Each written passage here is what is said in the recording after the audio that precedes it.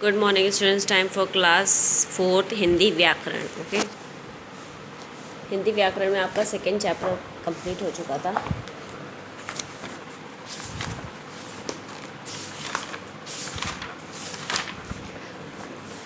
Now point है page number 15, question answer. Okay, questions को कुछ हमने थोड़ा सा बढ़ा दिया है। वो इस तरह से, वर्ण किसे कहते हैं, यह कितने प्रकार के होते हैं। अब आपको बताना है वर्ण किसे कहते हैं, कितने प्रकार के होते हैं। चैप्टर के स्टार्टिंग पेज में जाइए। स्टार्टिंग पेज में लिखा हुआ है, वह छोटी से छोटी ध्वनि जिसके और टुकड़े ना किए जा सके वर्ण अथवा अक्षर कहलाते हैं। वर्ण के दो प्रकार होते हैं, स्वर और व्यंजन। ठीक है, बाकायदा डायग्राम बना के करिएगा कि आपने यो कर लिखा पहले वर्ण के प्रकार या वर्णों के भेद, फिर एक ऐसे करके यो लॉन्ग सी लाइन खींचनी है, उसके बाद स्वर और व्यंजन। ठीक है, इस तरह से करना। ओके, ये आपको क्लियर हो गया। यहाँ से यहाँ तक लिखेंगे, फिर वर्ण के दो प्रकार होते हैं, फिर डायग्राम बना के स्वर और व्यंजन मेंशन करेंगे। ठीक है, नेक्स्ट क्वेश्चन है सब नंबर 2 नंबर 2 में, स्वर से आप क्या समझते हैं, इसके कितने भेद हैं, वर्णन करें। स्वर जो होता है उससे आप क्या समझते हैं, उसके कितने भेद हैं। अब हम आते हैं नेक्स्ट स्वर पे। पेज नंबर 12 में आइए।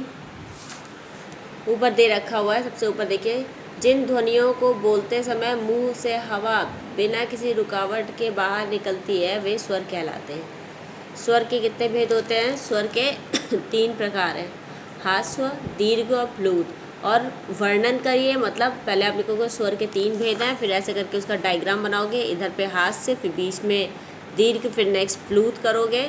उसके बाद लिखोगे, फिर हेडिंग डालोगे ह्रस्व स्वर। ह्रस्व स्वर के बारे में लिखोगे, जिन स्वरों के उच्चारण में बहुत थोड़ा समय लगता है उन्हें ह्रस्व स्वर कहते हैं।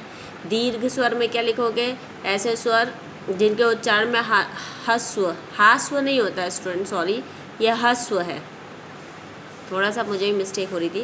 ह्रस्व से 2 गुना समय लगता हो उसे दीर्घ कहते हैं। प्लुत या जिन स्वरों के उच्चारण में ह्रस्व से 3 गुना समय लगता है उनको प्लुत कहते हैं। उनके एग्जाम्पल, यहाँ तक आपको पूरा कंप्लीट करना है। ओके, ये आपका, ठीक है, तो ये आपका कंप्लीट हो गया। ठीक है, नंबर 2 वाला क्वेश्चन कंप्लीट हो गया। ठीक है, नेक्स्ट हम आते हैं नंबर 3 पे। व्यंजन किसे कहते हैं, ये कितने प्रकार के होते हैं, वर्णन करें। इसी के नेक्स्ट पे देखिए, पेज नंबर 14, जिन वर्णों का उच्चारण स्वरों की सहायता से होता है वे व्यंजन कहलाते हैं। व्यंजन के कितने प्रकार हैं या व्यंजन के भेद। ठीक है, व्यंजन के आपके कितने प्रकार यहाँ पे 3 है ना, स्पर्श, अंतस्थ और ऊष्म।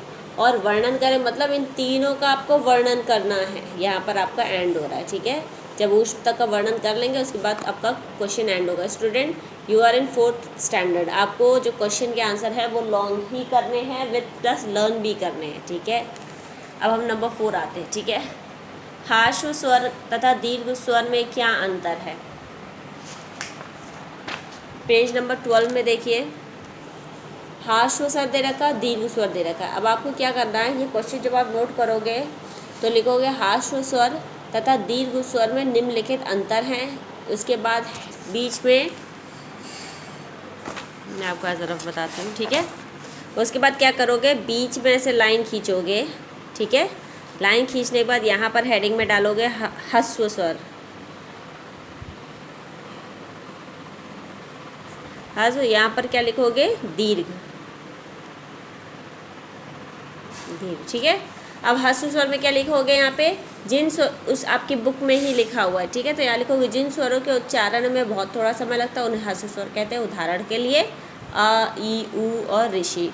दीर्घ में क्या हो जाएगा, ऐसे स्वर जिनके उच्चारण में ह्रस्व से 2 गुना समय लगता है उन्हें दीर्घ स्वर कहते हैं। जैसे अ, ई, बड़ा आ, छोटी बड़ी ई, बड़ा ऊ, ए, आए, ओ, आऊँगे। ठीक है, तो इस तरह से इनको लिखना है, डिफरेंस करना। ओके, तो आज आपके हमने क्वेश्चन आंसर्स कंप्लीट किए हैं अपने।